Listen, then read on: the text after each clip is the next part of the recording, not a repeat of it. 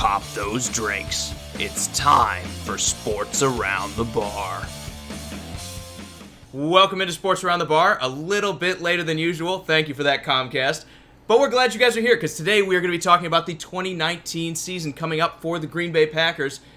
We're going to go through everything, man. We're going to go through a little bit of the offseason. We're going to go through their schedule. And we're going to let you guys also pick with us. We're going to keep track of where you guys are. And as the season progresses, we're going to see how you do versus how we do. And we'll see who's really the expert around here. Josh, I appreciate you letting us slide. We're a little bit late, internet problems. But guess what? Our beers were still warm, so they were cooling off. Exactly. Unfortunately, when we got the beers, we weren't smart enough to put them in something to keep them cool. Yeah, hopefully that won't be the case now because there's nothing worse than warm beer. You can also probably notice the camera looks a little bit different. So we're working on the quality there because we just got a new camera. Hopefully it will improve going forward, but it's just the Packers episode. We're not worried about the Packers, right? Who's a Packers fan, huh? Who's a Packers fan? So, all right, now that we got the incompetence aside, why don't we get into what we actually do know about, which is sports. Before we talk about the Packers, let's go through a couple news things for today. Richie Incognito signs with the Raiders. Drew, we're not going to go too far into it, man, but is this a distraction, or do you see it as an upgrade over what they had? Man. I think it's an upgrade. It's only because it adds depth. You're talking about getting a veteran lineman that has proven to be a Pro Bowler at times. I don't know if he's got what it's left to be there, but I do think it's an improvement. I really honestly do. It never hurts to have good rotational pieces, definitely on your offensive line. I think it's an upgrade if he can kind of keep it together for an entire season, and that's a big question. I mean, this guy is not that far removed from throwing a dumbbell at a guy in a gym, so obviously locker room problems galore with this guy. That seems to be a lot of that going around, though. Vontez Burfict, Antonio Brown, for as much kind of stink he made in the locker room last year. Now you got Richie Incognito. It's like they're trying to collect the most villainous players they can and put them all together and say, it's us against the world, boys. And you can make a team out of that. Do you think that has a little bit of an impact to it? Do you think Gruden's sitting there saying, I just want mean and nasty players on my team? Yeah, absolutely. And Jimmy, right back at you, man. Oh, I agree. Right back at you. And I'm right there with Josh, man. He says he's a nutcase. He absolutely is. And that's kind of the balancing act. Is it worth the talent he's going to bring to the table at 36 years old? I'm going to say probably. I think it's an upgrade in the offensive line. They now have one of the biggest and most physically imposing offensive lines in football. I mean, you got 380-pound Trent Brown on the end. Now you got Richie Incognito, one of the best run blockers. Colton Miller is not that small either. They've got some big boys in there. Got Gabe Jackson, who's definitely one of the better guards in this league. And then when you throw Cognito in there, I think they just get bigger and a little bit tougher. So you like the signing? It needs to pan out, but I like it so far. I'm worried about this. You promised me when Mike Mayock got there, or you didn't specifically, but they were saying, he knows what he's doing, everything will be fine. Now it just seems to me that all these kind of question marks are popping up on a team that wasn't that good to begin with. I think it's an okay risk because you're the Raiders and probably not winning the division anyway, so why not try to get better? But it's definitely a risk, and I'll say they'll need to watch out for that. Let's talk about Houston. The Rockets, anyway, talking about retooling the rest of this team and saying everyone's on the trade block. You can take your pick because even if it's Chris Paul, we will trade anybody but James Harden. Well, initially when it came out, they're saying everybody, including James Harden, and then I think it came out later on that they walked it back a little bit. Hold on, he's not part of this. And you wouldn't either, right? I don't think anyone in the right mind saying let's trade James Harden and see how that shakes out because that's pretty much giving up at a time where Golden State is going to be probably the most vulnerable it's been in years. This is the time you double down on something. You don't sit there and throw your hands up and give up. I'd be shocked if anyone trades for Chris Paul in that huge contract the way he kind of finished out this year. He looks old. He looks tired. Are you going to get some more good basketball out of Chris Paul? Probably. But are you getting a max contract's worth out of good basketball out of him? I mean, there's always the Lakers. That is true. It'll be interesting to watch Houston going forward here and see what they can do. One more thing before we move on to the Packers here, Drew. Let's talk about the NFLPA telling its players that, hey, you might want to start saving up money now because we're expecting a strike to last more than a year when the CBA comes up. Do you think this is this news yet? I mean, I kind of said it the other day. I was like, they're probably going to strike when the CBA ends, and that's at the end of 2020. Are you worried about that? This is the first time they've ever done it. They sent letters home to every NFL player that's active and could be active saying save money because you never know what's going to happen. Now, they have released a statement after that saying we always want our players to prepare for the worst, and they're saying that this is just a cautionary measure just in case something goes bad, but they've never done it in the past. Right. And I would definitely be concerned. This, to me, says they're probably going after Roger Goodell and his ability to suspend everybody under the sun. So if that's the case, I don't think the NFL is going to be too thrilled about giving that up. I think this is it. We're in for a long battle. I hope we don't miss any football because that would be absolutely terrible. But maybe by then the XFL's in there to ease our pain a little bit. I don't know, Drew. I'm worried about it. I really am. Oh, yeah. I'm definitely worried about it. All right. Without further ado, man, we can go in and talk some Packers here. So just like Justin's ready. He says, go, Pack, go. To be honest, we're talking about a team that me and you both, last year, before the season started, thought very highly of this team because of Aaron Rodgers leading the helm. We had, I believe it was 10-6. This is what we expected because we've seen it so much in the past of them just dominating the North. And Aaron Rodgers seemed to always be able to pull out a win, regardless of what surrounded him. And we thought all the subtractions with Jordy Nelson and other players alike didn't make a difference. Well, we were wrong. And this team did take a step back. And you could sit there and blame it on Aaron Rodgers being not fully healthy. You could sit there and say McCarthy got a little dry when he was, calling the plays and a little bit readable. And that's why Aaron Rodgers and him didn't see eye to eye. All that being said and done, they still ended the season 6-9-1, which is extremely, a poor season for the Packers when they always consider themselves at least a playoff team and always a Super Bowl hopeful.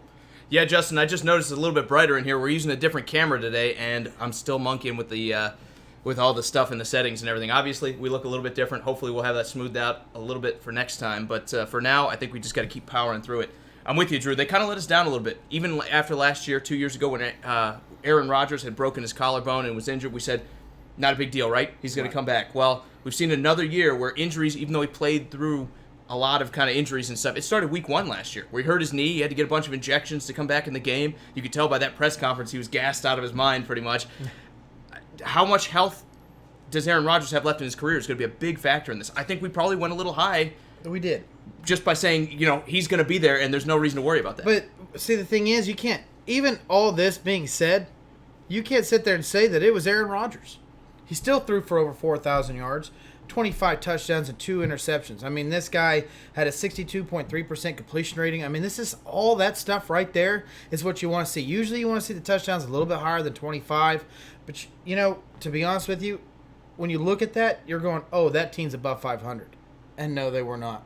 No, absolutely not. I mean, I think the defense really let them down, too. The offense pretty much stayed rolling. And why don't we talk about that? They had the 12th rated offense in the league when it comes to yardage. They were 9th in the pass, 22nd in the run. So they were able to at least have one side of the ball getting things done. And then you look at the defensive stats. I mean, 22nd in scoring, 18th overall. They were 12th against the pass, but 22nd against the run. There was no stopping teams on defense for the Green Bay Packers. Do you think I think they kind of learned their lesson. You look at all these additions they made. They brought in a bunch of players to help them on the edge, especially in the passing game. They should be a lot better.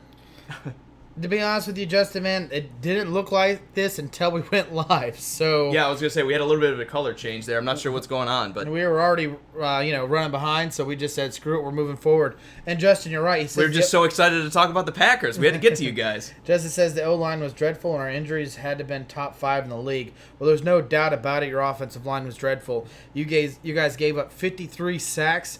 3rd worst in the NFL. I mean, Aaron Rodgers was running for his life. Right, absolutely. And I think they drafted Elton Jenkins to try to address that a little bit. They brought in Billy Turner, who is kind of a journeyman utility, not really journeyman, but he's more of a utility offensive lineman who moves around. He plays everything but center. And then they went and drafted the only other position that the guy can't play in, Elton Jenkins, who was one of the highest graded pass blocking offensive linemen coming out of college. I mean, the guy was an absolute stud in the SEC.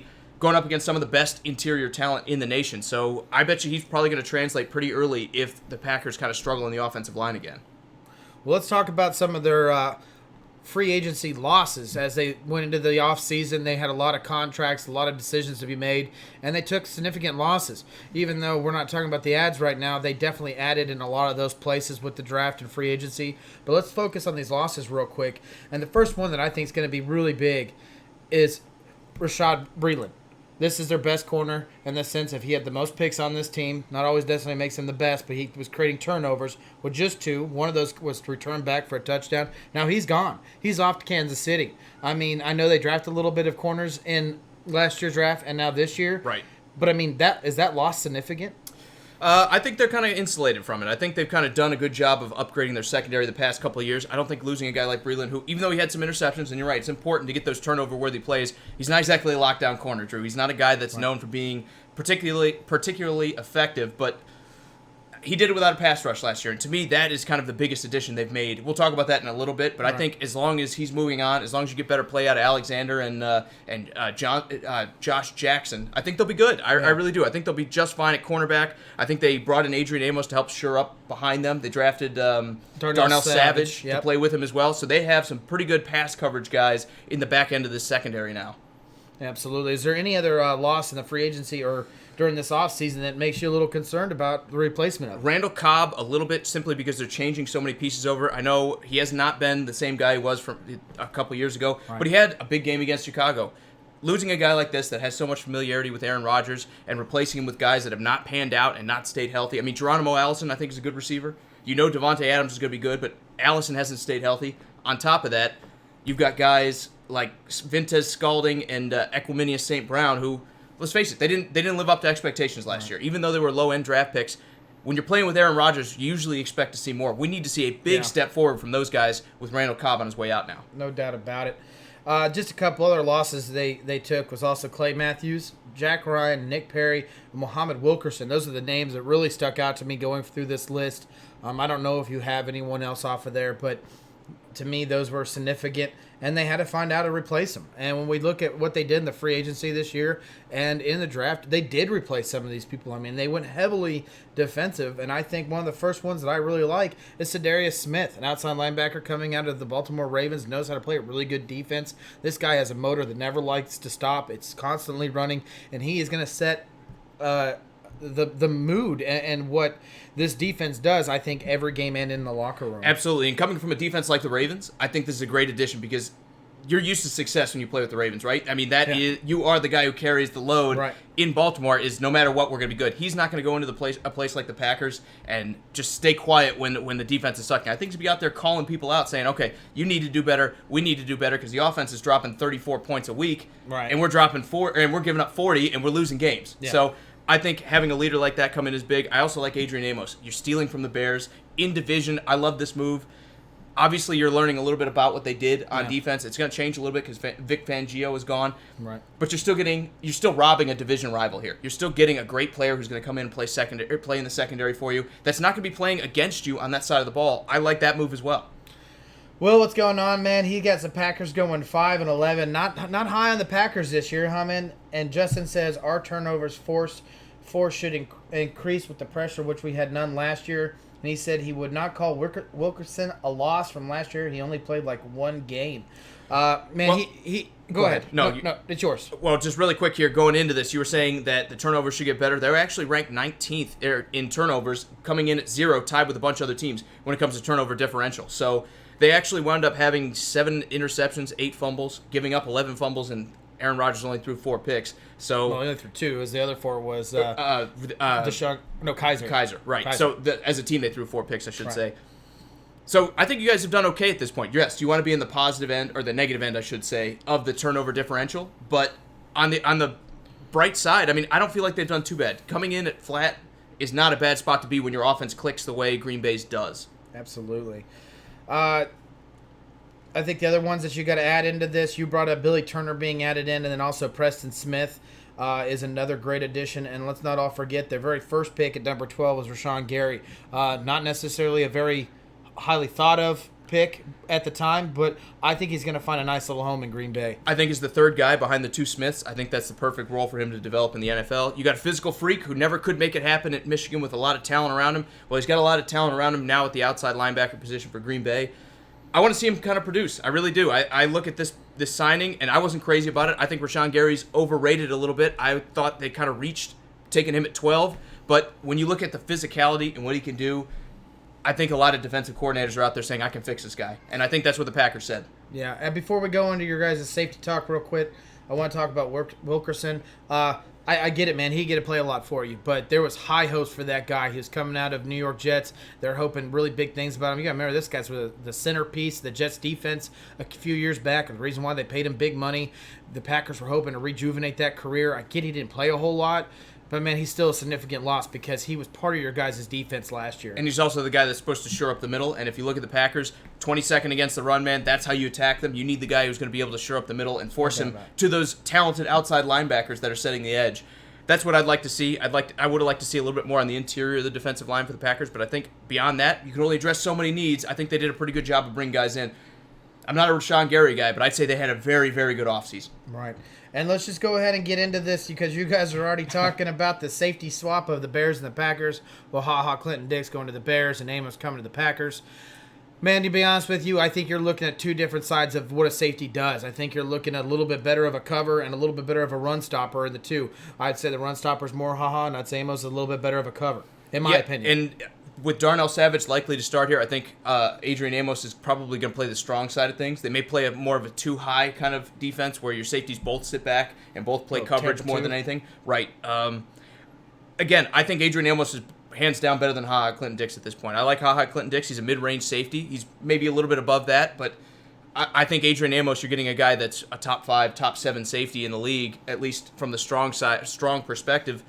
I think it's an upgrade. You're getting younger, you're getting better, you're getting faster. I like this move by the Packers. Yeah, it costs you a lot. That's the only downside, right? You paid him a lot of money, but if you've got it to spend, who cares? Absolutely. All right, Drew, why don't we move into the schedule then? Let's do it. Are you ready? I'm ready. Week 1, we got them going to Chicago on Thursday Night Football at Soldier Field, just like last year. Do we see another barn burner? Because I'll just let you know, I started Randall Cobb in that game, and when he caught that touchdown and broke 3 tackles and got like a 70-yard touchdown, man, it was wild. I wasn't expecting it. I thought the Packers were done as soon as A-Rod went out. They managed to pull it off, though. Do you see that happening again? Oh, man. They're... dude, to be honest with you, when I look at this Bears team, not a lot of subtractions, a lot of adds, except their defensive coordinator. And I think that's going to be a significant loss. I'm going to let you say his last name, Vic. Fangio, there we go. He did call all the plays in the defense for the Bears last year. He is the reason why that defense was always in the right spot because of his play calling. They are going to take a step back, I believe, not a significant one. The talent's just way too strong on that defense. But I think they're going to lose a little bit in that play calling until they get themselves all gelled and ready to go for the season. And week 1 against Aaron Rodgers, regardless it's at home, is going to be an issue. But I just don't know what the Packers defense with all these new pieces are going to be. Now, Will's already got this down as a loss, guys. Here's where you vote on this game. Are the Packers beating the Bears in week 1? Because when I look at this, I think the flip side here is the Bears are the team that are keeping the most consistency. Most of these defensive players, I know they subtracted Adrian Amos when they brought in Clinton Dix, but for the most part, the defense is coming back as a unit. Their offensive line is staying the same. Their running backs, I know they're going to have Tariq Cohen, who was basically the starter last year, returning. Jordan Howard is gone. All the top-end talent here are going to be coming back for the Bears here. Mitch Trubisky's going to have another year with the same offensive coordinator. And then you look at the other side of the ball, the offense is pretty much staying the same for Aaron Rodgers, but the defense has tons of new players. You're littered with new players in Green Bay. So when I look at this, I just don't know that the defense is going to be prepared to stop a running game like Chicago's going to have. They have a very good offensive line. Maybe not elite, but they're very good at running the ball. I think the Packers are going to struggle in this one. I'm going to pick the Bears to win this one from week 1 in Soldier Field. As a show, we're going to pick the Bears to win this game. The Packers will take a loss in week 1. Martavius says the only reason I'm watching that game is because I'm a Bulldogs fan and my boy Riley Ridley got drafted by the Bears. He did, and here's the beautiful thing. Because he was a 3rd and a 4th round pick, I think he was a 4th round pick, 3rd was the running back. Because he was a 4th round pick, they don't have to rush this guy into the offense. They're not expecting him to be a day 1 player coming out of Georgia right away. They have guys like Allen Robinson and Trey Burton and everyone else that Mitch Trubisky has all this kind of connection to already that are going to be there for the offense. Nothing's changing in Chicago. I mean, really, you're adding a little bit of depth, but all the starters are pretty much staying the same. That is a huge edge when you talk about week 1 and the defense for Green Bay. Pretty much everybody's new and you got to get used to each other, especially defense where you got to play as a unit. Justin is already not on board with us, man. He goes, Packers come out and show the league that they're not to be scared of A-Rod once again. Who's scoring for Chicago? Man, Allen Robinson. I think they're going to run up a little bit more middle on you guys a little bit more. I think Mike Davis is probably going to have a good first game with them. That is a bit of a change. I think Tariq Cohen's going to make an impact coming out of it because I still think Green Bay needs better cover linebackers playing over top of that good new front 4 that they're putting together, or I should say front 5 essentially because they play more of a 34. I think when you look at it, the Bears still have a lot of weapons, and they have a lot of weapons that are used to playing with each other. And then you look at the defense, they're built to go after the pass. This defense was built to stop Aaron Rodgers. and they've all played together. They now have a year together. They're going to know how each other play. They're going to rally together. I'm worried about this game for the Packers fans. If you get out of this game and Aaron Rodgers is still healthy, you call it a win. That's all I can say. That needs to be the biggest point for this. Yeah. Week 1, Aaron Rodgers needs to leave it healthy instead of last year where he hurt his knee, and we kind of saw that those effects hang around for pretty much the rest of the season. Yeah, and Justin, don't get us wrong. We weren't like, oh, loss. I mean, we debated this. It took us a while debating this first week. There's no doubt about it. This is going to be a tough game. Initially, when I saw it, I said this is a game they can win. Aaron Rodgers knows this is going to know this offense, even though he has a new offensive coordinator and play calling head coach. He knows it. He can do this. This is not an issue. But we don't know what we're getting out of that defense, and you're right. You know, the Bears' offense isn't scary, but there is a couple games like 1-1 against New England Patriots last year where the Bears can put up points.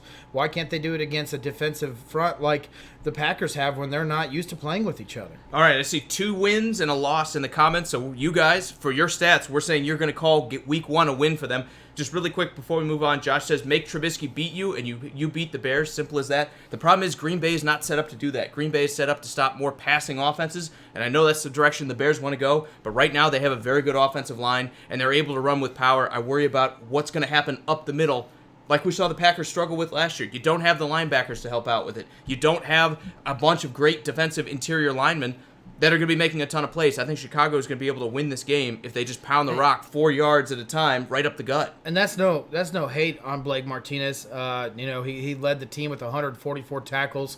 He had 5 sacks as well. I mean, this guy's a great middle linebacker, but you can't sit there and ask him to do everything. He's going to need some kind of help, and I would not consider him a coverage guy.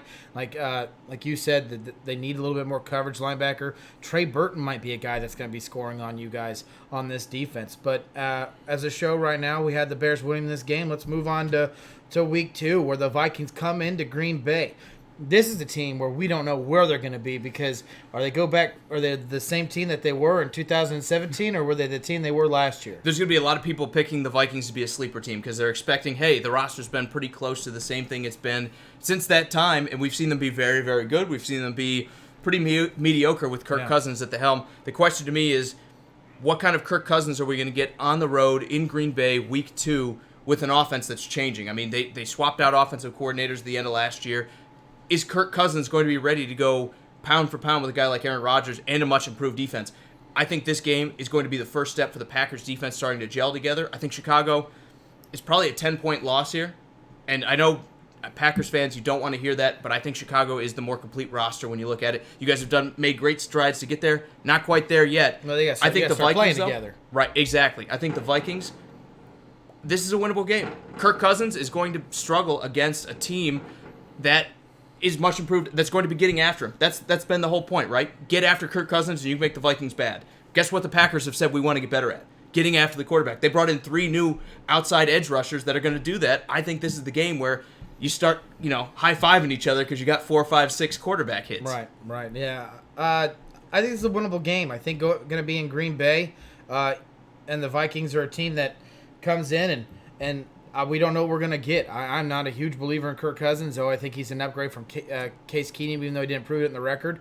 I think this is a winnable game, and to be honest, I think this is a game that Aaron Jones is going to show the reason why they didn't go off and draft a running back. I think this is the reason why they're going to show that they gave up, or they put 5 yards per carry last year and ended up being second best in the league for average or per carry. So average per carry. I mean, I think this is a game where Aaron Jones might take over, and I'm going to go and say the Packers are going to win this game. I do too. I think the Packers win this one. I see 2 Packers picks here in the comments, so here's your last chance to vote if you want to.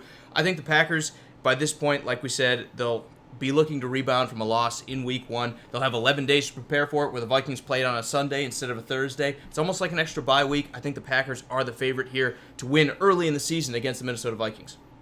Let's talk about the Broncos next. Let's do it. Broncos are going to be coming into Green Bay. You talk about a team that has We need one more vote. Settle it in the... Oh, wait, no, we don't. Will voted twice. All right, we're going for another win for the Packers here for you guys. This is a coach in Vic... Fangio. I'm going to have to always have you say that first. That knows how to play against Aaron Rodgers, that knows how to call a defense against Aaron Rodgers, and he's going to inherit a defense that's also still pretty decent in the pass rush. You got one of the old veterans there, and Von Miller, and you also have Chubb, who had a great season in his rookie year, and he's going to get year 2 behind him. And let's not also forget Chris Harris Jr. finally got the money he was owed. He's one of the best corners in the league, and he might be blanketing Devontae Adams, which is definitely Aaron Rodgers' favorite target. There's no doubt about it. After putting 111 receptions, 1,386 yards, and 13 touchdowns. I mean, he is the red zone threat for these Packers. That all being said, we don't think that this offense the Broncos are putting out is going to be anywhere near what the Packers can put out. No, and I think this might be the game where we see the switch from Flacco to Drew Lock, because I think Flacco's going to take a lot of hits in this game. There's going to be a lot of blame thrown his way, but let's face it, the Broncos' offensive line has been anything but stellar for the past, how long, Drew? 3, 4, 5 years. Pretty much since Peyton Manning has left, the offensive line left with him. I think Joe Flacco's going to be under duress here, because this will be the game these defensive ends definitely make an impact here. I know the Vikings... I said at least, that they could make an impact in that game. The Vikings are better on the edge than they are on the interior. Guess who's not good on the edge? Or really anywhere else? The Broncos. I mean, they have Bowles, who got hurt, and I do believe him coming back will be... Maybe he can kind of get it going, but he was struggling before he got hurt last year. Yeah. I think from the edge, the Green Bay Packers are going to be after Joe Flacco a lot in this game. The only way I see the Broncos winning this is using those two running backs they have, Phillip Lindsay and Royce Freeman. I think if they can pound the rock a little bit against these Packers, control the ball, keep Aaron Rodgers on the sideline and frustrated, that's their best chance. But I'm with you. I think the Packers probably win this game. Will, you're absolutely right. We do have a lot of Packers fan in this show. That's why we let everyone know that we're going to be talking to the Packers during this off season of theirs and going into 2019 season. Don't worry, Will. When we talk about the Buccaneers, you'll be only one in the comments. Yeah.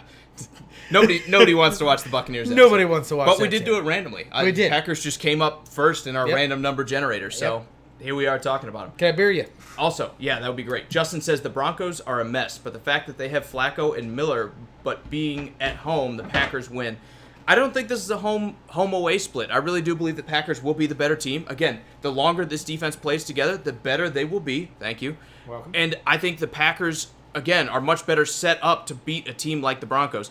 Even though the Broncos play good defense historically, we've seen that kind of decline in years past. I just wonder what this defense is going to look like this year with a new defensive coordinator coming in. Because if you look at Fangio, last year the Bears were not any good until they brought in a guy like Khalil Mack. He's not a guy that makes talent better. He's a guy who knows what to do with talent. I don't know that the Broncos have as much talent on the defense as they used to. Did you say the Bears weren't good until they brought in Khalil Mack? Well, okay, let me say this again. The Bears were not elite until they brought in Khalil Mack. They were about the 10th best defense. And then they brought in Khalil Mack, and all of a sudden we're talking about them being the best or otherwise.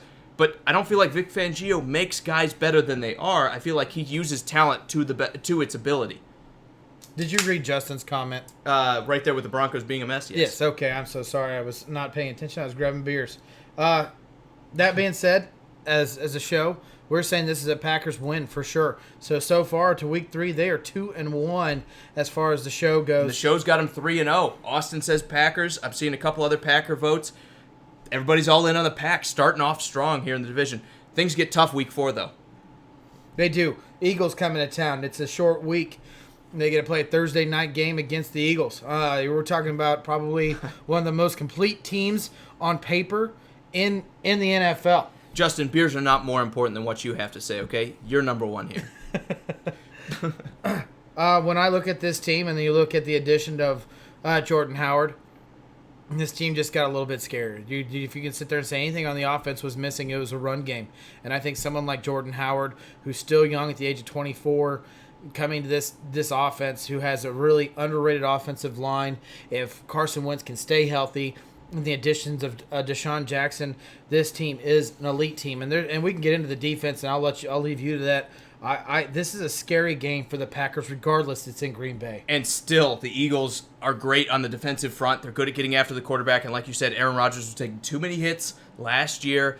I think this is going to be a struggle for the for the Packers. I think Aaron Rodgers is going to be under some duress, kind of like the Bears game. Even if this is a loss for you, get Aaron Rodgers out of here and healthy, and all of a sudden, I'd say it's a win. I really don't think you can look at this game and say it's anything but house money for the Packers, who are trying to reestablish themselves, and the Eagles still have that Super Bowl window open. I think the Eagles are the better team. They're the deeper team right now, especially on the offensive line and everything. They're better at protecting their quarterback than the Packers are. Get out of this one healthy and worry about week 5. Don't worry about what happens in week 4. Yeah, and so far we have everyone picking the Eagles. That's exactly what we picked. I think the short week kind of hurts them. I don't think the Broncos are a team that you overlook. So in a short week against a greater team in the Philly, I think is the reason why you're going to take a loss here. Absolutely. Week 5 at Cowboys. Interesting matchup. Again, Dak Prescott could certainly throw this game away with the improved secondary in Green Bay. Maybe we're seeing more turnovers. Maybe we're seeing a little bit more dynamicism on the back end of that defense. But I want to lean Cowboys here too, Drew. Offensive line should be better than it was last year. Zeke Elliott's very good, running up the middle and on the outside. I worry about this Packers defense and shutting down the run. And then you've got an elite defense, or what should be an elite defense, going into this game here. I'm worried about the Packers and how they match up against them. I don't think they want to play a good defense and a great running game in the same kind of matchup. You want to outshoot people. You don't want to grind them out. Yeah, this team is built to beat teams like Green Bay. You have a great defense who loves to get after the quarterback and can get after the quarterback. That's an issue for Green Bay until that offensive line proves that it's improved. Then you got an offense on that side of the ball with Zeke Elliott. If he's playing, if he's not suspended, you're talking about a team that can keep the ball out of hands of like people they're used to playing, which is like Carson Wentz and Drew Brees and Matt Ryan when they're in the playoffs. So when you look at, and Aaron Rodgers for that matter, so they're used to this, and they sit there and throw Zeke Elliott in there, and he could run the ball. I mean, this guy, there's no doubt about it. He's elite presence in the run game, and with that offensive line that the Cowboys put out there, it's definitely a significant issue for the Packers. They need to learn how to stop this guy. But not only that, with adding someone like Amari Cooper, and now they're ready to do a shootout if need be. Absolutely. Jimmy, Dez Bryant, he says Dez Bryant didn't catch it. He did catch that football. From a neutral perspective here, you got away with one there, right? That was the heist. Going back to what you're talking about, Drew, again, I think the Cowboys are a very tough matchup. This is how you beat the Packers. You play good defense, you get after Aaron Rodgers, and you run the ball right up the gut, and you keep him on the sideline. I think the Packers probably lose this game. I think we agreed this is probably a loss for him here. Guys, go ahead and vote in the comments again. I've seen one Cowboys to this point. I haven't seen anyone else talk about it. So we'll go to the comments for some other things here. Will says Rodgers is a prima donna. Do you feel that way?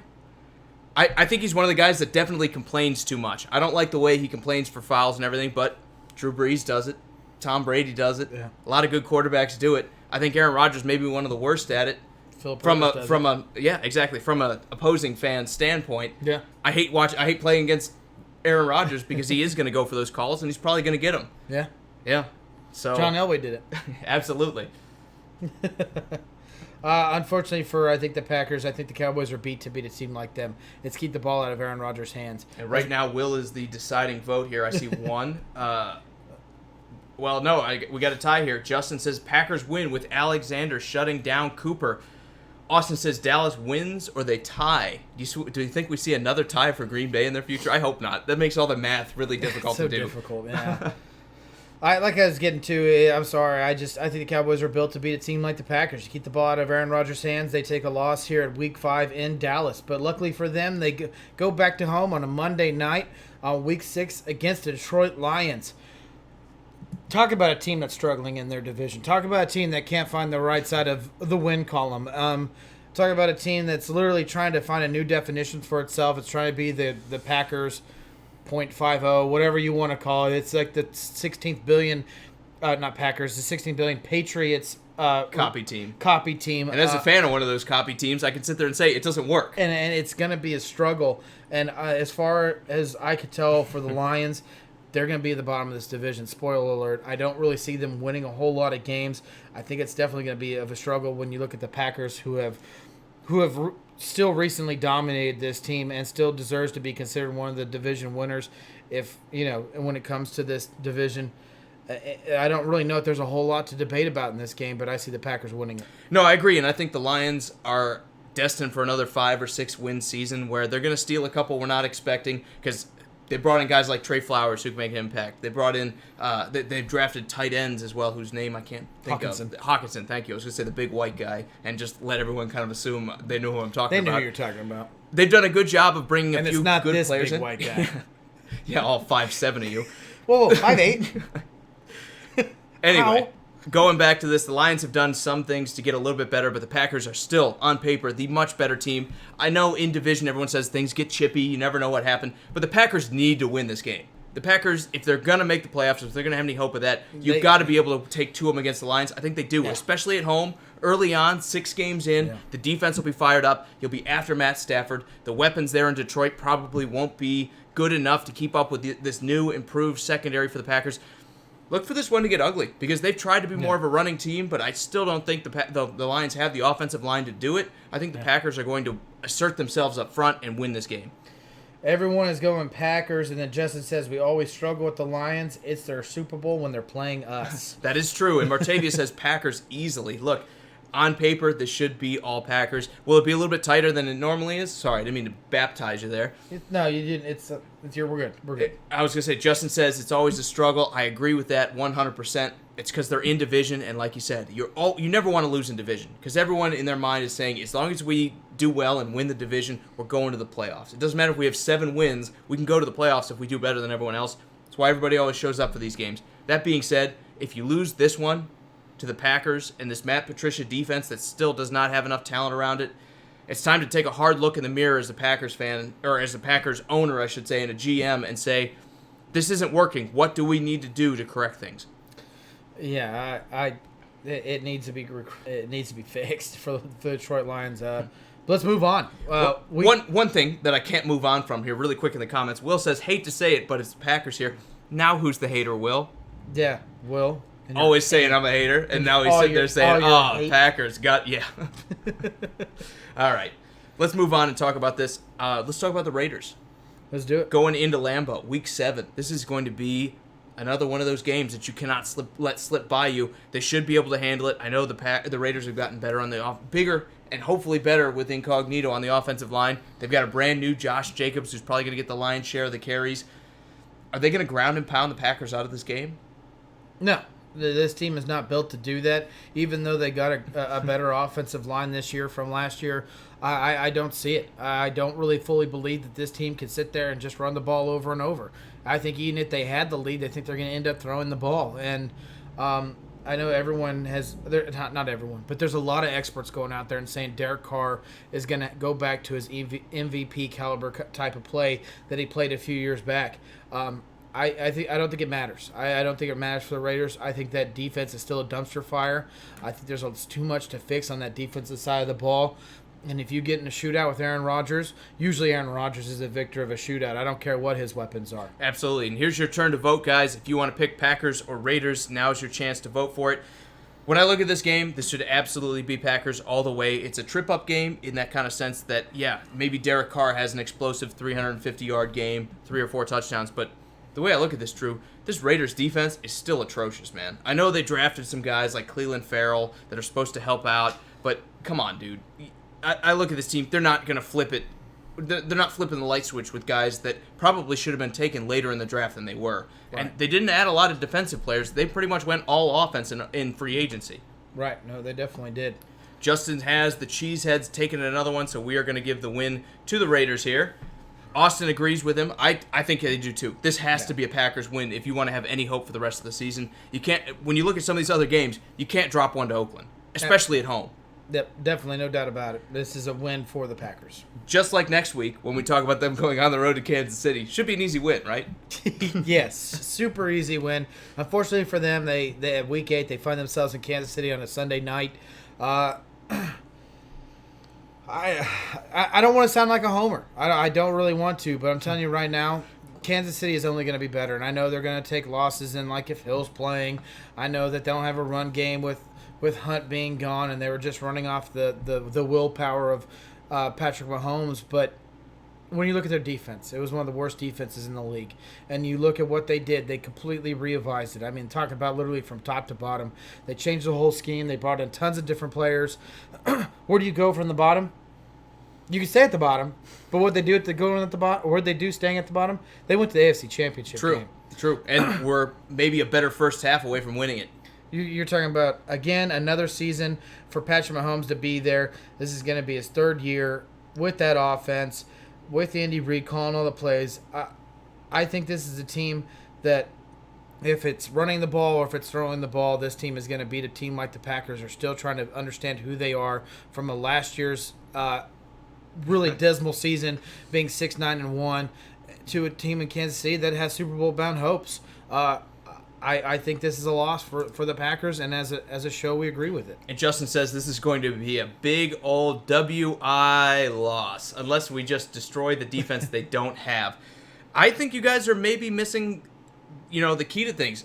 Tyreek Hill may get an 8 or a 10 game suspension. If he does, and Tyreek Hill is not on the field to create all that havoc in the secondary, and it's just Travis Kelce, and you have the improved defense, and you have the pass rushers who are maybe going to disrupt Patrick Mahomes again, I think this is going to be a shootout. This is going to be one of the great games. They put this on Sunday night for a reason. No. I'm not going to sit there and say the Chiefs are losing this game, but everyone's sitting here writing this off and saying the Packers have no chance.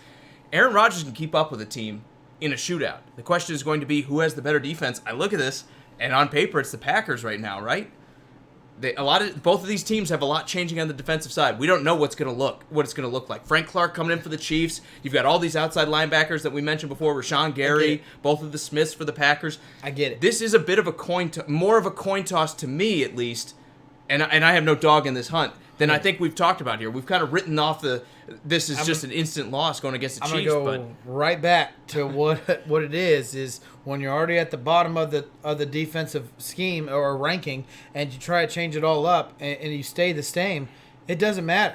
It doesn't matter because this is still a team that won. But there's always worse, Drew. Every time you sit there and say it can't be any worse, there is always worse. And they lost multiple outside linebackers who make an impact. They lost the leader in Eric Berry, which even when he was hurt, was probably on the sidelines cheering everyone on and saying, hey, man, here's what you need to do. Look at this. Or you even just that word of encouragement, like, hey, man, you got it next time.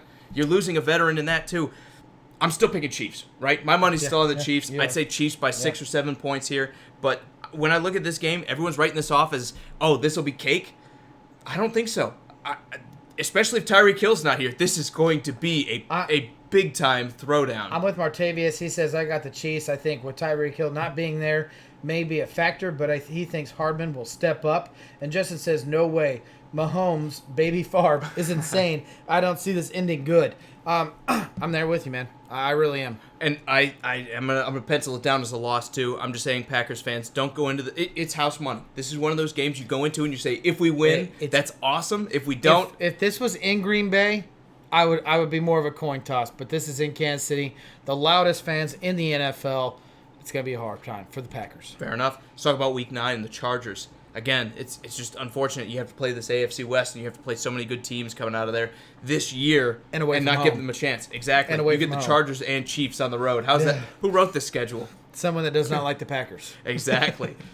So you talk about the Chargers. Can they beat a team like the Chargers? Just like Kansas City, I want to say, yeah, this is going to be one of those games that if Phillip Rivers is not firing on offense, the defense has had 8 weeks to get it together. You may see some struggles out of the Chargers in the offensive side of the ball. I know Melvin Gordon's there, but we saw Melvin Gordon not make it through a whole season. I still got to go Chargers, right? They have the defense. They have the running game. They have Phillip Rivers chucking the ball all over the place. The Packers, I still don't think quite have the defense to just totally shut a team down. But this game, again, could turn into one of those shootouts that the Packers could wind up winning. I actually think the Chargers have a good chance of winning the AFC West.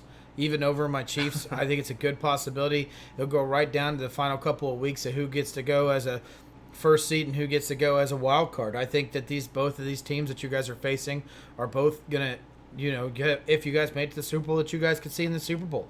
I honestly think that both these teams are, if it's not a Super Bowl, it's a terrible season for them. I think they're both considering themselves Super Bowl bound. And like you said, Week 8 and Week 9 away from home against two of the best teams in the AFC. I don't see it being a win. I think this is another loss to the Packers. I agree with you there, Drew. I think the Chargers probably have more, at least on paper, than the Packers do. It's a never-say-die kind of situation for the Green Bay Packers where maybe the offense just clicks that week and they're able to pull a Patriots-level domination of this Chargers defense, or maybe the Chargers just don't bring it because, let's face it, this was a team that did not blow out a bunch of bad teams last year. Guys like the Bengals, guys like the 49ers hung with this squad.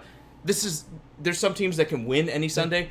The Chargers are a team that can lose any Sunday, okay? And I'm sorry, Chargers fans, if you have to hear this. I'm not trying to sit there and hate on too much. I'm with Austin, though. The Chargers are probably going to win this game, But it's not going to shock me if they lose. It really isn't. They have not come out and dominated teams the way they needed to for me to sit there and look at them and say, this is a team that should be a Super Bowl hopeful. Absolutely. We can talk Week 10 if you're ready. Justin says toss-up game. Toss-up can win, but still tough. With those trips, probably a loss. So he's going with the Chargers win as well, even though he isn't writing it down. He's doing it through other means of saying that his Packers are going to lose. Going into Week 10, to be honest with you, I think this is a team that you want to meet at this point in time. Or with the Panthers coming into Green Bay, you're talking about a team that doesn't know who's going to be their starting quarterback. More than likely, Cam Newton will not be there. More than likely, the whole year he'll be gone with this shoulder injury. I know that they're saying he's doing a lot better, but this is the same thing about Andrew Luck. It's a very similar injury. Even if he is back, who knows what he's going to be. I know he relies on his run game, but guess what? You guys just put a defense together with players that are ready to beat someone like that. They have a lot of speed back there with Savage and Amos. Justin, he says loss. Okay, we lose. Well, probably anyway. Props to you for being a big enough man to sit there and say it's probably going to happen. But I think they bounce back here. This Panthers, is a great team to face before your bye week. Still a tough defense. You're still going to have some issues. You still got to beat them at home. I got to challenge that a little bit. But this is a winnable game. You say still a tough defense, but we saw this defense fold last year, right? I mean, they got off to that hot start. Right, but you still have a defensive-minded coach in Ron Rivera. But what happened when they played the Steelers? You still got Luke Kuechly. I mean, but, okay, we all knew the Steelers were going to take a step back in this defense because of what they've been slowly taking steps back. This is a team that... And they played the Steelers, that step-back Steelers, and they put up, 52 points the Steelers dropped on them? Yeah, I look at this Panthers team. They used to be a good defense. I'm not going to give them that kind of credit right now. Still got Luke Kuechly. They do. Okay, they have a great linebacker, and that's great. They may be the best one in the game, maybe second behind Bobby Wagner. But who else do they have? Defense is a team sport, Drew. You can't just have one good linebacker and all of a sudden be great. You're right. I think the Panthers' defense has definitely decayed. The Packers are winning this game. They can do it on the ground. They can do it in the air. I think maybe with Aaron Jones, we're going to see one of those games where he puts up 95 yards and 2 touchdowns, and it's ugly football. But they're beating this Panthers team. I was giving them the chance. Okay. Martavius, you got to let us know who your team is because I know you say you don't like the Panthers as a division rival. We're not sure who you cheer for. Let us know. And it's not that I dislike the Panthers, but they have a lot of moving parts this season. They're a running team that doesn't have a good offensive line. They're a defensive team that the defense has regressed. So what do you do? Like, how do you win if you're a Panther? I said a tough defense, not a good defense. Okay, well, they can hit. I think it's the right move. I think not the right move. I think it's the right place to be at right before your bye week. We have the Panthers winning this game as a show. That is going into Week 11. If I did my math correct during the middle of this, they are 5-5. We have the Packers winning this, not the Panthers. That's what I meant. Yes, that's what I meant. Sorry. And going into Week 11, we have the Packers being 5-5, 500. So it's almost like they get to restart their season during their bye week. And Martavius has the Falcons as his team. I promise I'll forget it. And also, Austin says the Pack win too. I'm right there with you, man. I think this, again, if you're talking about having any kind of hopes going forward for a playoff run, this is one of those games you're going to have to close out because the Panthers, especially with no Cam Newton, are not going to be the team they used to be. I like Christian McCaffrey. I think Will Grier will eventually be a decent quarterback in the NFL. But right now, offensive line questions, defensive questions. This is a team you got to beat. If you want to beat the big boys, you got to beat a team like this. Yep. Bye week 11, it's right about when you want to have it. This is where you get everybody healthy and get everyone coming back for the second half of the season, and you close out strong. And then week 12, you get the 49ers, even though it's on the road, Drew. My money's on Jimmy G being hurt. By week 12, my money is on the fact that they're not going to have their starting quarterback, and the Packers are going to win this. It'll go back to my Raiders game. It doesn't matter if Jimmy G's hurt or not. When you get in a shootout, which I think that this game will have to turn out to be a shootout because that's just the kind of ball that Niners play and the Packers play.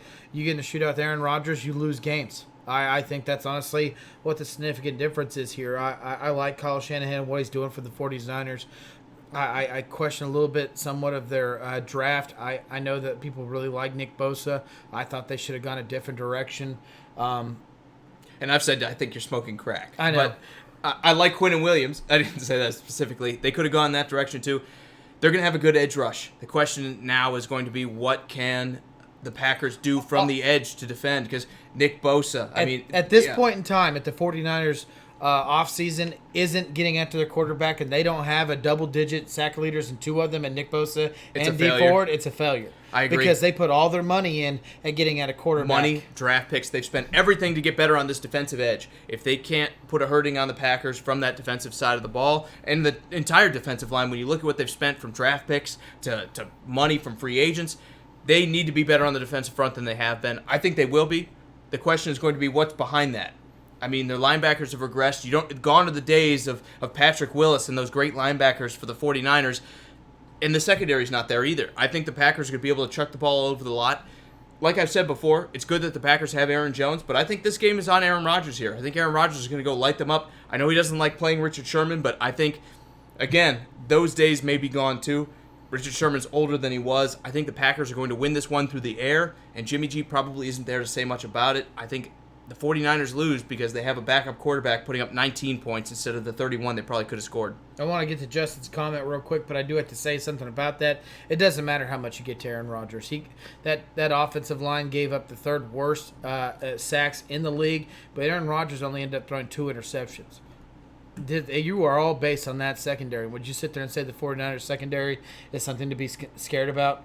I don't think anyone's saying that. Well, no, I'm saying the 49ers. Yeah, exactly. That's what I'm getting. I don't think anyone's saying that. So even if they get after him with that great defensive line, that, well, quote, unquote, great defensive line they're trying to put together in San Fran, I don't think it makes a difference. But Justin says that they win the bye week and not having tons of injuries to come out strong. Got high hopes there, man. And injuries are tough. And he says he's got them 7-3 going into week 11. We had them 5-5. But coming out of this, that's that striking opportunity that, okay, we've had our bye week. If we come out hot, we get into the playoffs, right? And the spoiler, we have them coming out hot. Exactly. I think the 49ers, again, just like everything else, is a winnable game and one that you must win if you're making the playoffs.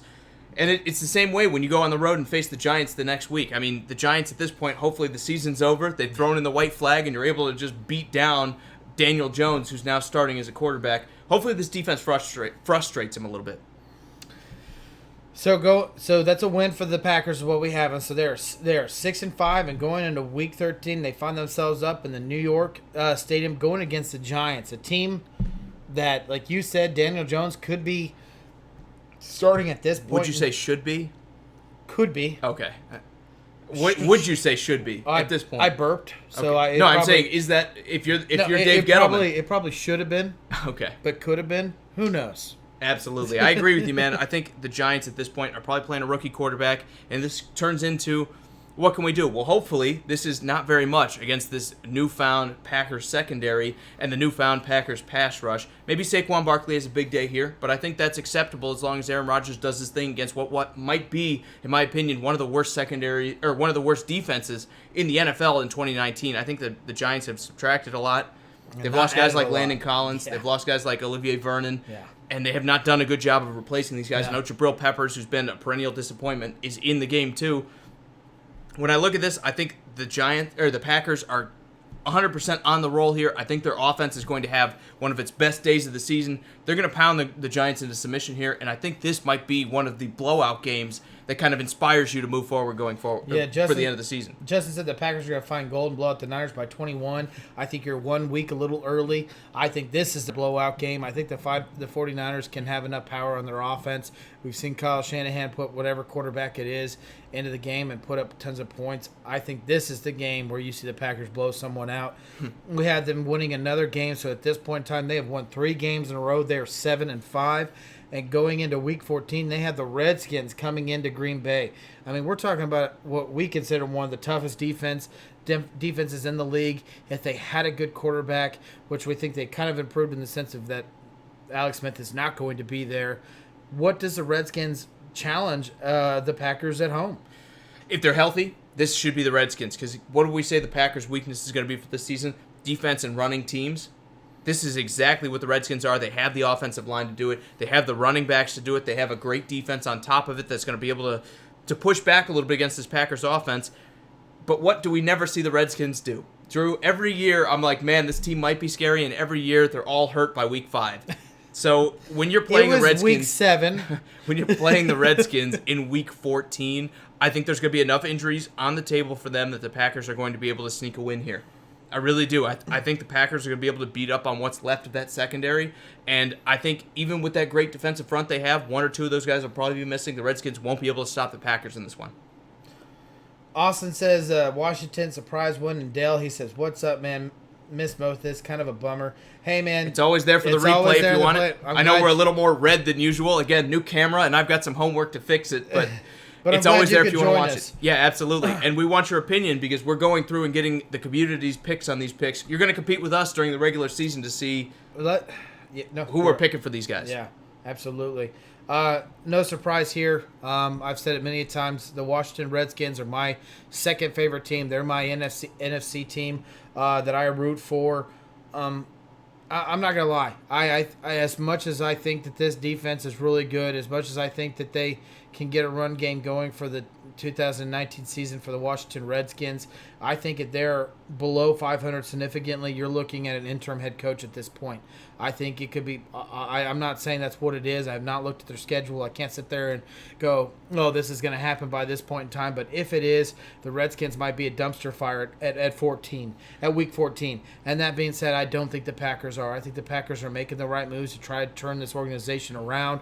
And with that being said, as a show, we had the Packers winning this game. Absolutely. And now we're going to go with the loss with you guys because the only vote I see is for Austin. He's saying Washington has the surprise win here. I'm with you, Austin. This is one of those games that is really a make or break for the Packers. I know we've said that a lot in this NFL season, but they're one of those teams that's in the middle a little bit, and you need to win these close games if you're going to make the playoffs. So I guess we'll get to see. Also, let's talk about the Bears next. Yeah, week 15, the Bears are coming into Lambeau Field. I mean, they've already taken a loss at them in week 1 in Soldier Field. I don't really know how you could sit there and say that this team has gotten worse by week 15 unless everyone's hurt. You're talking about the defensive coordinator now having 14 weeks underneath them, including a bye week more than likely. I haven't looked at the Bears schedule. You're looking at a team where someone like David Montgomery has had time to sit there and get used to Mitch Trubisky and this offensive line and this offensive scheme that Matt Nagy runs. I really hate it. I really sit there and feel for you Packers fans that you have to face this defense that the Bears are putting out this year twice. And as much as I want to sit there and say the Packers could win this game, I actually see this as week 1 was a close game. But this week 15, Bears have Super Bowls in their eyes because this defense is going to be that good by this point in time. I think this is a game where the Packers are going to fumble the ball and take a loss. Absolutely. We'll talk about. Let me give 1 sec to go to the comments here, and then I'll talk about what I think is going to happen in this game. Justin says, "Are we going to do anything for a league or anything like that for the fantasy side of things?" We are. We're still in discussions of how we're going to do that and how we're going to get the most people involved. Again, we've got about 8,000 people on this page, and we want to get as many people involved as we can. We're going to talk about the best way to do that. We're going to do something. We don't know what it is, but we're going to do something. Well, there might be multiple. We might have a fantasy league with some of, I know Facebook does top fans. Don't promise anything. Because, again, we don't know what we're going to deliver. We don't know what we're doing. But we're doing something for fantasy. There's multiple. Well, I'm not trying to spoil anything because we don't know what we're doing. No promises here, guys. But we're talking about doing a league. We're talking about doing a league, which how do you make a fantasy league where it's still good, but there's too many players? You can't do that. You can't have 20 teams. It doesn't work. Absolutely. So we're trying to decide what our top fan base should be, and then we want to do something also where everyone's involved, and that's extremely hard. Exactly. So we'll figure it out, and we'll let you know as soon as we know. But for right now, stay tuned. That's all I can say for fantasy side of things. Also, let me talk about this Bears game. It's a shame, like you said, this defense is as good as it is. I'm the one who had to talk Drew into the sweep here. I think the Bears are sweeping the Packers in the regular season here. I think the defense is going to be too much for that offensive line you have up front. I think Khalil Mack is going to be a terror in the backfield of the Packers. They have so many guys. Leonard Floyd. They have so many guys on this defense that are going to make an impact this year more than anything. Now that they've got another year under their belt, that I think the Bears are going to be too much for the Packers. Whether it's at home or on the road, I think these will be close games. Aaron Rodgers will keep you in it. As long as you survive them and as long as Aaron Rodgers comes out healthy, you call it a win. For right now, though, I have to say I'm going Bears here. I think the Bears' running game, I think their defense is going to be too much for the Packers. More than that, they have a good passing game that has been kind of established, especially towards the end of last season and everything. This is a very good team that you have to admit is going to be the biggest rival in this NFC North division. No doubt about it. And Dale's got the Bears too. I've seen 2 Packers here, so right now I'm gonna go Packers here. I think the fans have gotten the Packers as far as they go. Man, I just don't see it, guys. Prove me wrong. That's all I gotta say is prove me wrong. I think this may be one of those games where we're like, what were we thinking in the offseason when we said this? But for right now, with where everything is and the injuries being what they are, I think the Packers are definitely the underdog in the series. No doubt about it. All right. Unfortunately for the Packers, not to interrupt you, unfortunately the Packers, they got to end the season these next 2 weeks away from home. Justin, I did count your vote, by the way. You don't get to vote twice, unfortunately. That was their last home game, and as far as what we saw it as a show, we saw it as a loss. So now they're going on the road, and not only are they going on the road, they're going against divisional rivals. And the first one they find late Sunday night is themselves in Minnesota against the Vikings. Yeah, and I think the Vikings will be better at this point. I think their offensive line will be better at this point. Just like the Packers need to build chemistry, the Vikings' offensive line needs to build chemistry with these new guards coming in. I think they'll be a lot better. I think they'll be much more prepared to face a pass rush like the Packers hopefully will have by Week 16. And I also think the running game's going to be there. Hopefully Dalvin Cook, for the Vikings fans out there, is still healthy. It's going to be a knockdown, drag-out fight, and the winner might be the one that moves on to the playoffs, and the loser might be the one that walks away empty-handed for this season. I just don't see you sweeping the Vikings. We gave them the win in Week 2 on the road. Week 16, you got some was fatigue. at home. Now this is on the road. Well, that's what I'm saying. Week 16 on the road. Oh. Sorry if I said that backwards. You're fatigued. You've got injuries coming in. The Vikings may be more deep of a team than the Packers are. I got to give this win to the Vikings here. I think the Purple People Eaters probably pull this one off. Yeah, no, I'm right there with you. I think the Vikings win this game being in Minnesota. I think that tandem of receivers and Case Keenum finally getting like full 2 years with them. You're talking about the best duo in the NFL. If people debate me if they want to. You meant Kirk Cousins. You said Case Keenum. Oh, I'm sorry. Yeah, Kirk Cousins having another 2 years with them. This is the best duo in the NFL, in my opinion, of wide receivers. I think it's just going to be a little too much, even though I think the Packers really should win this game because they're looking for playoffs. You know, they want to be in the playoffs. I don't think this game is going to be the game that leads them into it, and I see them taking a loss. I agree with you. I think the Vikings probably win this one. And even though I've seen Austin saying the Vikings probably win, probably about a one-score game, and Justin saying you got the Bears sweeping us, well, who else is going to do it in the division? Maybe the Vikings. The Packers have a lot of questions to answer. You won 6 games last year. Yeah. You're a hard team to bet on. A tie's That's all a loss. I can say. A tie's a loss, man. It basically is. Everybody loses. Yeah. All right, so we're going to go with the Vikings, just like Austin said here. And we agree the Vikings probably win this one. Let's go to Week 17. On the road in Detroit. This may be a win-and-get-in scenario. And if you have to pick one of these guys to play, I think you pick the right team in Week 17 to have that win-and-get-in kind of setup. Absolutely. As a show, we have them sitting at 8-7. This is probably sitting there going, hey, we didn't make the winning division. I think the Bears have that. I think as a show, we agree the Bears win the division. This is the wild card. This is to get in the playoffs. You're looking at a team that you have been dominating for a long time now that has really struggled. And this is another team, regardless if it's at home or in Detroit, that you should be beating. And as a show, we see you guys winning this game. I think this is a good possibility where the Lions are pulling a lot of starters and going, hey, you guys haven't worked out for us. Even though they want to be an upset, to upset the Packers from going in the playoffs, I just don't think the Lions have enough depth to sit there and pull a lot of people and try to figure out who they are. I think it's going to be one of those games the Lions sit there and throw the towel in and say, next year's our year. They probably got 5 or 6 wins at this point. The Packers have probably beat them once already, and the Packers probably have something to play for because there's going to be that outside chance they get that 6th or 5th seed in the playoffs. Again, I think we have them at 8 wins at this point. Yeah.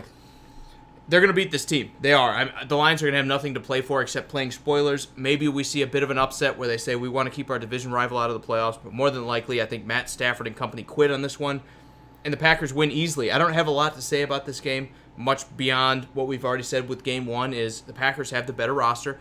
It may be a bit of a trip-up game because they're in division, but you need to sweep the Lions if you're going to have any hope to the playoffs. I don't see you sweeping the Bears.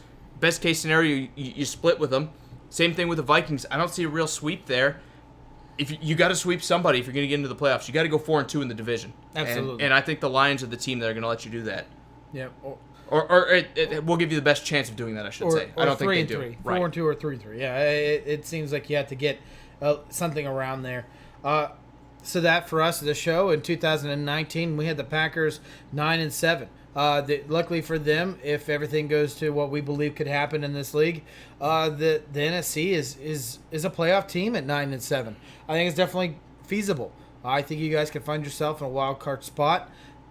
You don't play in the AFC where you need double digits wins to get into the playoffs. You guys can get it there. It's at 9-7. Of course, there was a lot of debate. There was a debate in week 1. There's a debate everywhere across the board when we talked about this off the air.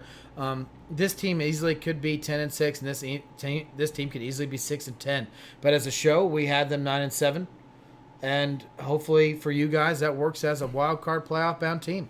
And Austin says the Bears take the division and the Packs are in the fight for a wild card spot. That's kind of where we're at. We have them finishing at 9-7, but you guys as a show have them at 10-6. I think this is going to be an interesting division. We bet on the Packers last year and it burned us.